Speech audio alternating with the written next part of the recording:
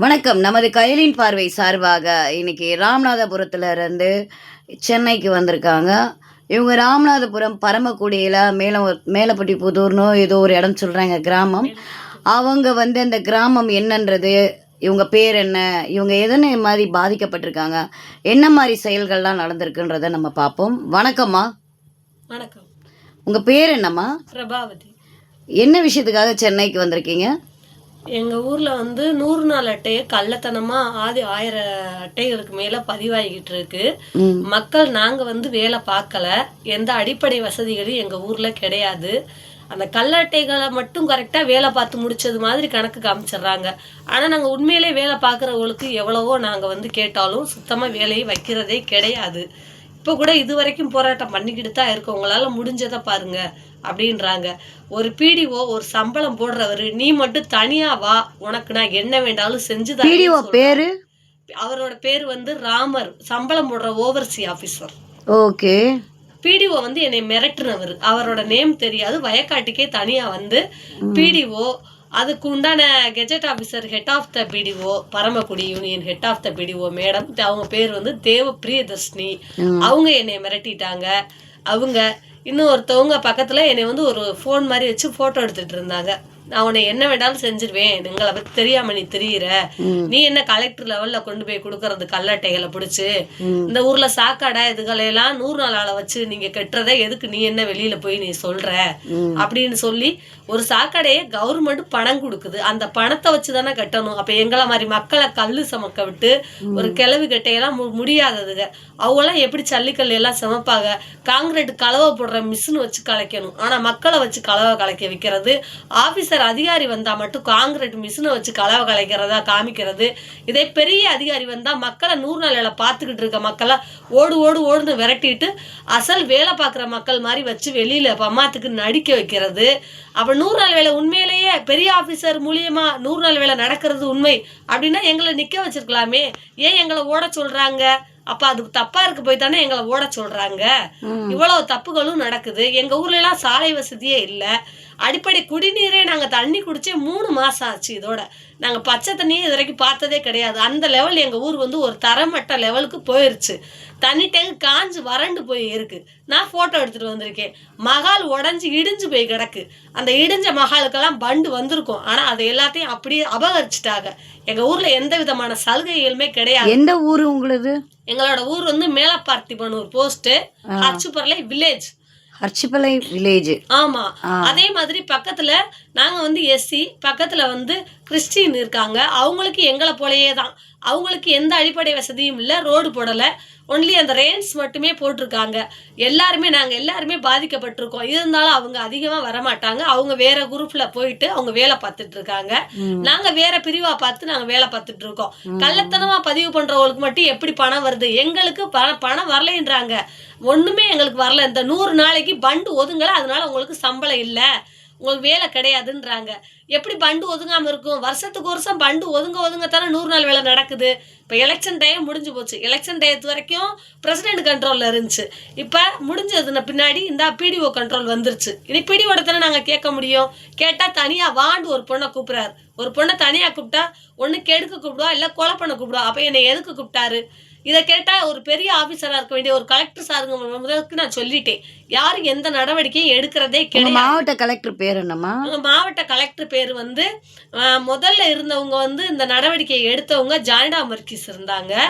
அதுக்கு அடுத்து இப்ப இருக்க கலெக்டர் சாருங்க சிங் ரஞ்சித் சிங் கலோன் இப்ப இருக்க கலெக்டர் சாருங்க.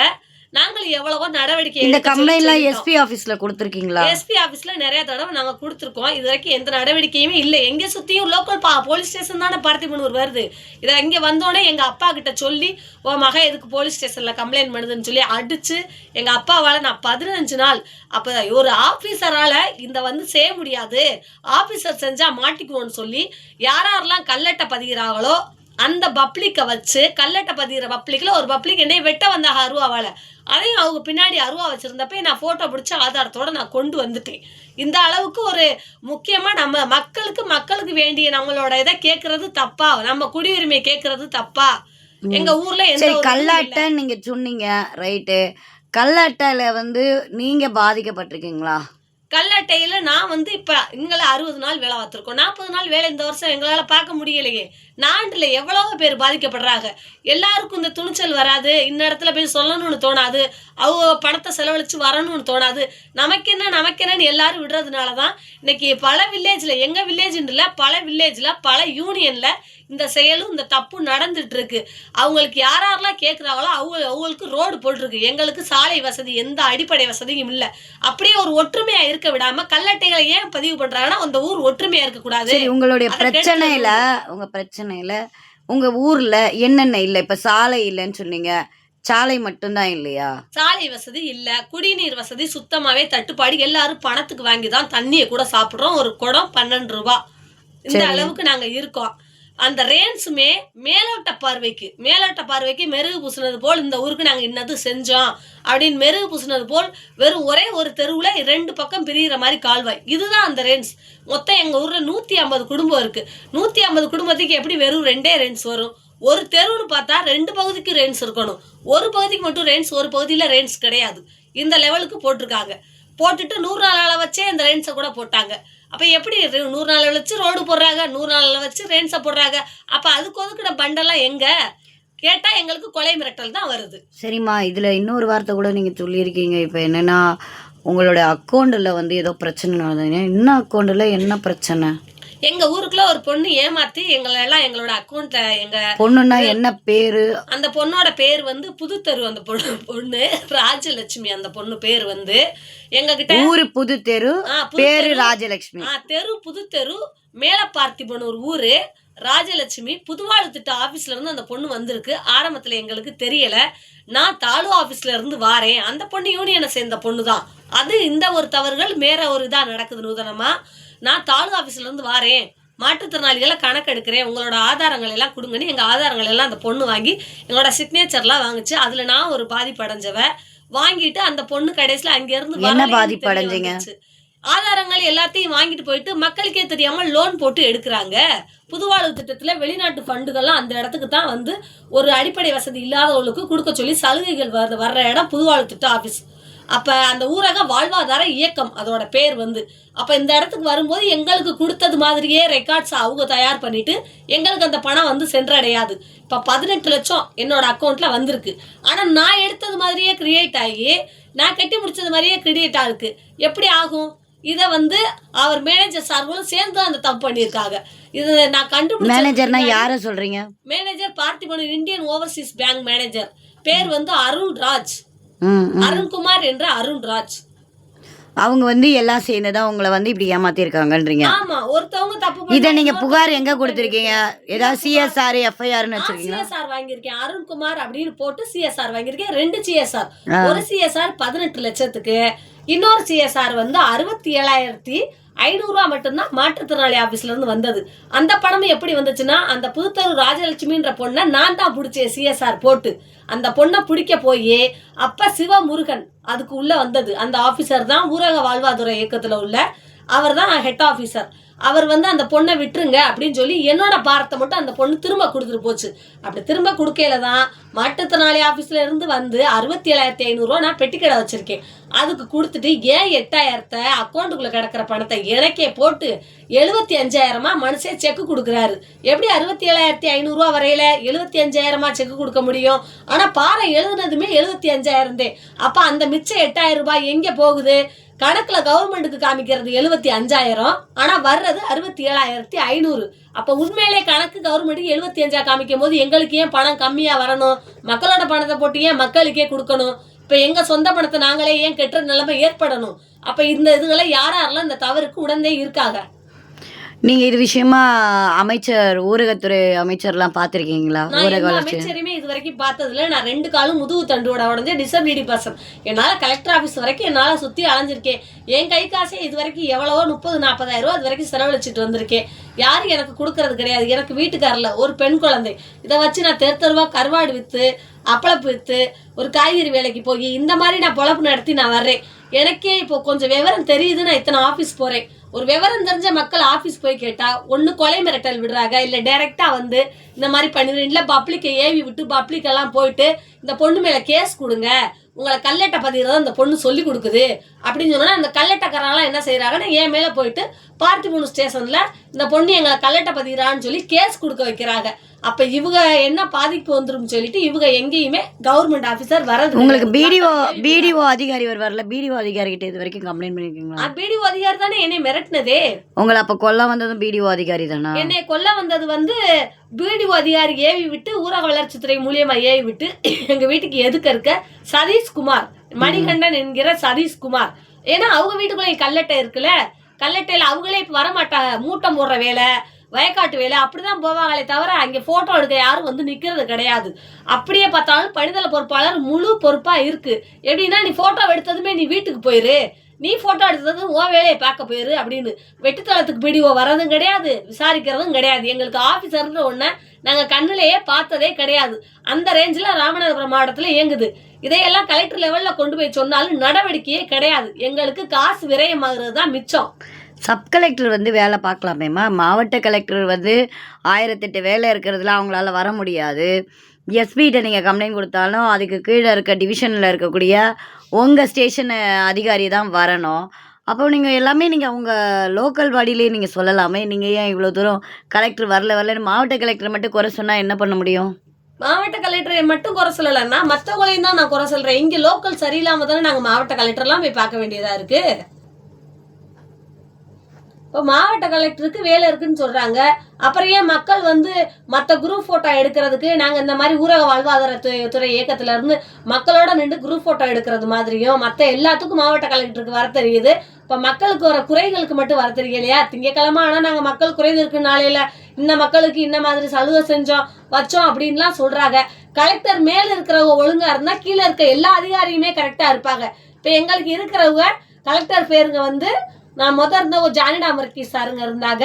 இப்ப சிம் ரஞ்சித் சிங் கலோன் அப்படின்றவங்க இருக்காங்க. இந்த 18 லட்சம் ரூபாய் மீட்டர் கூட அவரோட தானே நான் முத ஓடி போய் நான் கொடுத்தேன். எந்த மாசத்துல கொடுத்தீங்க? நான் கொடுத்தேன் இப்ப 3 மாசம் ஆச்சு கரெக்டா. 12வது மாசம் கொடுத்தேன். நானு 11ஆம் தேதி கொடுத்தேன். சிஎஸ்ஆர் வாங்கியாச்சு. எஃப்ஐஆர் ஃபைல் பண்ணவே மாட்டுறாங்க. ஓடி போய் அவ்வளவு ஒரு இதா கொடுத்தேன். என்ன எஸ்பி ஆபீஸ்லயே என்னோட இதை அழிச்சு விடுறாங்கன்னா பாத்துக்கோங்க. அப்ப எந்த ரேஞ்சில ஒரு கலெக்டர் ஆபீஸ் இருக்குன்னு.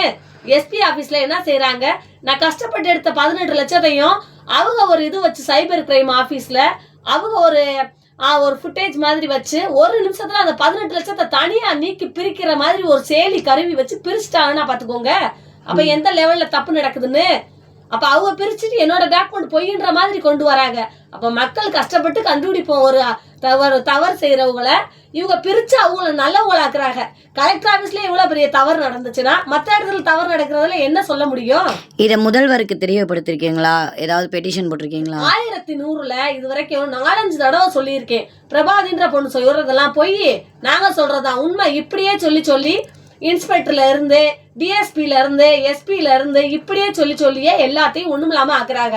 ஆனா எஸ்பி ஆபீஸ்ல சைபர் கிரைம்ல இருந்து பிரிச்சு கொடுத்ததோட பேப்பரும் ஏன் பேப்பர்லாம் அனிருத் KK நகர் சென்னைக்கு போயிருக்கு இந்தியன் ஓவர்சீஸ் வங்கிக்கு அப்படின்ற பணத்துக்கு உண்டானதும் சரியா இருக்கு. அவங்க சொல்றது பொய்னா அனிருத்துன்றது என்னோட பேப்பர்ல இருந்தா ஒட்டி இருக்கு. அப்புறம் எப்படி உண்மையா இருக்க வரும்? கரெக்டா எப்படி வரும்? சைபர் கிரைம்லயே அனிருத்துன்னு தான் பேர் வந்திருக்கு. என் பேப்பர்ல அக்கௌண்ட்ல உள்ளதுலயே அனிருத்துன்னு தான் வந்திருக்கு. என் பேப்பர்ல அந்த பேர் ஒட்டிருச்சு. ஆனா 15 நம்பர் யார் கட்டி முடிச்சாங்கன்றது தெரியக்கூடாது அப்படின்றதுக்காண்டி எல்லாத்தையும் டேஸ் ஆக்கி மேனேஜர் எந்த லெவல் தப்பு பண்றாரு நீங்களே பாருங்க. இதை நீங்க நம்ம ரிசர்வ் பேங்குக்கு நீங்க வந்து புகார் கொடுத்துருக்கலாமே, கொடுத்துருக்கீங்களா? நான் ரிசர்வ் பேங்குக்கு இன்னும் கொடுக்கல. எனக்கு அந்த லெவல்ல இன்னும் என்ன ஏதுன்றது தெரியாத அட்ரஸ். ஆனா நான் டெல்லிக்கு எழுதி போட்டிருக்கேன். ஃபிட்விக்கு போயிருக்கு. டெல்லியில யாருக்கு எழுதி போட்டீங்க? ஃபிட்வி லஞ்ச ஒழிப்புத்துறைக்கு எழுதி போட்டிருக்கேன். இங்கிலீஷ்ல தமிழ் மெத்தட்ல அடிச்சு போட்டோம். நான் மட்டும் ஏமாறலாமா? சொந்த பணங்களையே கையாடல் செய்யறார் மேனேஜர் வந்து 95,000. எங்க சித்தி பையன் அவன் வந்து விஜய் வெளிநாட்டுல இருக்கான். அவனோட சொந்த பணத்தை 20,000 25,000 கொஞ்சமா எடுத்து 95,000 எடுத்துட்டாங்க. 95,000 எடுத்துட்டு இப்ப நம்ம ஒரு ஏடிஎம் வச்சிருக்கோம், அக்கௌண்ட் வச்சிருக்கோம். நம்ம எடுத்தா தானே அந்த பணம் க்ளோஸ் ஆகணும். நம்ம எடுக்காம எப்படி பணம் கரையும்? அப்ப கேட்டதுக்கு போய் சைபர் கிரைமுக்கு போங்கன்னு ஒரு மேனேஜர் அலட்சியமா சொல்லி உன்னால என்ன முடியுமோ பாருன்றாரு. 18 லட்சத்தை எடுத்துட்டு என்னவே. அப்ப மத்தவங்களும் இதே மாதிரி தானே நாளைக்கு சொல்லுவாரு. எவ்வளவோ மக்கள் ஐயோன்ட்டு போறாங்க. அந்த இடத்துல அவ்வளவு தப்பு நடக்குது. அப்ப ஏன் இதையெல்லாம் தட்டி கேட்க மாட்டாங்க? சரிம்மா, இப்போ இவ்வளவு பிரச்சனைய சொல்றீங்க, ரைட்டு. மாற்றுத்திறனாளிகள் அலுவலகத்துல நீங்க இது வரைக்கும் புகார் கொடுத்துருக்கீங்களா? மாற்றுத்திறனாளி மாற்றுத்திறனாளி அலுவலகத்துல ஏன் 67,500 ரூபா நீங்க சொல்லல, ஏன் 8,000க்கு உண்டானதை நீங்க கேட்டு சொல்லுங்கன்னு சொன்னேன். அவங்க எல்லாருமே வந்து நான் பரமக்குடியில சிவமுருகன்ற உங்களையும் இவங்களையும் ஒரு கேஸ் வந்து இலவச சட்டநீதி மையம் மூலியமா கொண்டு போயிருந்தப்ப என்னை அங்க வச்சு வலுக்கட்டாயமா கையெழுத்து வாங்கத்தான் பார்த்தா ஆளே தவிர அந்த இடத்துல எனக்கு ஒழுங்கான நியாயம் கிடைக்கல. அது இலவச சட்டநீதி மையமா ஒரு கவர்மெண்ட் தானே எடுத்து நடத்துது. அந்த இடத்துல எனக்கு ஒரு நியாயம் கிடைக்கும் தானே போனேன். 75,000 அந்த பொண்ணுக்கு ஏன் சார் டாக்குமெண்ட் போட்டு, ஏன் இந்த பொண்ணு போட்டு சொந்த 8,000 ரூபாய் அந்த பொண்ணோடது எங்கங்க சார்? வட்டி மட்டும் 500 ரூபா மாற்றுத்திறனாளி ஆபீஸ்ல மாற்றுத்திறனாளிக்கு வட்டியா இருக்கு. மாசம் 500 ரூபா. என்னம்மா மாற்றுத்திறனாளிகளே வட்டி போட்டு காசு வாங்குறாங்கன்னு சொல்றா? என்னோட டாக்குமெண்ட்ல பாருங்க மேடம், 500 ரூபா பிடிச்சிருக்காங்க. இது வரைக்கும் 10,000 சில்லற வட்டி மட்டும் போயிருக்கு. என் முதல்தே கரைஞ்சுக்கிட்டு வருது. 25,000 மானியம் உண்டாக 22,500 ரூபா தான் வந்திருக்கு. எல்லாத்தையும் நீங்களே பாருங்க மேடம். எல்லாத்தையும் அதனாலதானே உங்க கண்ணு முன்னாடியே நான் எடுத்துக்கிட்டு வந்திருக்கேன். கண்டிப்பா நாளைக்கு நம்ம மாற்றுத்திறனாளி இதில் போய் கொடுப்போம். அவங்க என்ன சொல்றாங்கன்னு பார்ப்போம். அதுலயும் ஒண்ணுங்க மேடம், மாற்றுத்திறனாளி ஆபீஸ்ல ஒரு கணக்கு வழக்கு எழுதுற மேடம் போன் அடிச்சு கேட்கும் போது சொல்றாங்க, உங்களுக்கு வட்டி தேமா, வட்டி இல்லேன்னு யார் சொன்னா அப்படின்னாங்க. நான் சும்மா விடல. பரமக்குடிக்கு நான் முடியாம இருந்தேன். அந்த நேரத்துல நான் வந்து இதுல ஹாஸ்பிட்டல்ல இருந்தேன். என்னை அந்த நேரம் கேஸ் போட நான் கூப்பிட்டாங்க, நான் போக முடியல.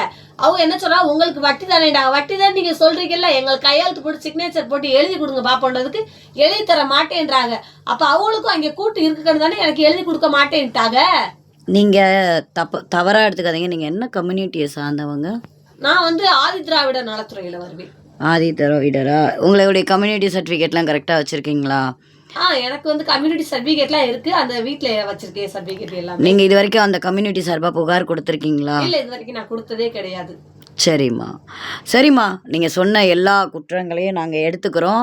இதை வந்து நாளைக்கு என்ன ஏதுன்றத மக்கள் பார்வையில் நாங்கள் வைக்கிறோம். மக்கள் பார்வையில் வைக்கிறது மட்டும் இல்லாமல் சாலை வசதி வேணும், குடிநீர் வசதி வேணும். அடிப்படை வசதிகள் இல்லாம வறண்டு பால பூமியா இருக்கு. ஒரு மெயின் ரோடு மேல மெழுகு பூசின மாதிரி அந்த மகாலை இதையும் பூசினா மட்டும் போதுமா? ஏன் சிஎம் பார்வையிட்டாரு. இப்ப கூட ராமேஸ்வரம் வந்தாரே, என்ன பண்ணினாரு? ராமேஸ்வரம் வந்தாருல, இப்ப கூட ஒரு ஃபங்க்ஷனுக்கு வந்தாரு. 2-3 வாரத்துக்கு முன்னாடி வந்தாரு. மக்கள் எல்லாம் பார்வையிட்டாரே. உதயநிதி ஸ்டாலின் வந்தாரே, என்ன பண்ணினாரு? இந்த ஊர் இப்படி கிடைக்கே அப்படின்னு பார்த்துட்டு போனாரா? அதுக்கு பக்கத்துல தான் ட்ரம் செட் எல்லாமே வச்சிருந்தாங்களே. கண்டிப்பாம்மா, கண்டிப்பாக நீங்கள் கேட்குற நியாயமான கோரிக்கை வந்து முதல்வர் வந்து நமக்கு செய்யக்கூடியவர் தான். அவர் அப்பா ஸ்தானத்தில் கண்டிப்பாக நமக்கு எல்லாத்தையும் எடுத்து செய்வார். அவருடைய மகனும் எல்லாத்தையும் நல்லபடி நமக்கு செஞ்சு கொடுப்பாரு. மக்கள் பார்வையில் வைக்கிறோம். விரைவில் உங்களுக்கு நல்ல ஒரு வழி கிடைக்கும் என்று சொல்லிக்கிறோமா. மக்கள் அனைவரும் இப்போ வந்து இதில் ஒரு விஷயத்தை வந்து நான் கவனிக்கணும். என்னென்னா, கைலின் பார்வை எப்போவுமே வந்து உண்மை செய்திகளை வந்து மைய கருத்துவா ஆதாரங்களோடு நம்ம கொடுத்துட்ருக்கோம். ஆனால் எத்தனை விஷயங்கள் வெளியில் உண்மையை கொடுத்தாலும் அரசு அதிகாரிகளும் அரசியல்வாதிகளும் செய்யும் தவறுகளுக்கு மக்கள் மட்டும்தான் பாதிக்கப்படுகிறார்கள். மக்களின் பணத்தை மக்களுக்கே திருப்பி கொடுக்கும் சில உதவித்தொகைகள் பெறும் மக்களுக்கு வட்டி என்ற பெயரில் திருட்டுத்தன நடத்தும் அதிகாரிகள் மீது முறையான நடவடிக்கை தமிழக முதல்வர் எடுப்பாரா, இல்லை எதிர்க்கட்சி தலைவர் அண்ணாமலை அவர்கள் எடுப்பாரா என்பதை பொறுத்திருந்து பார்ப்போம். வணக்கம்.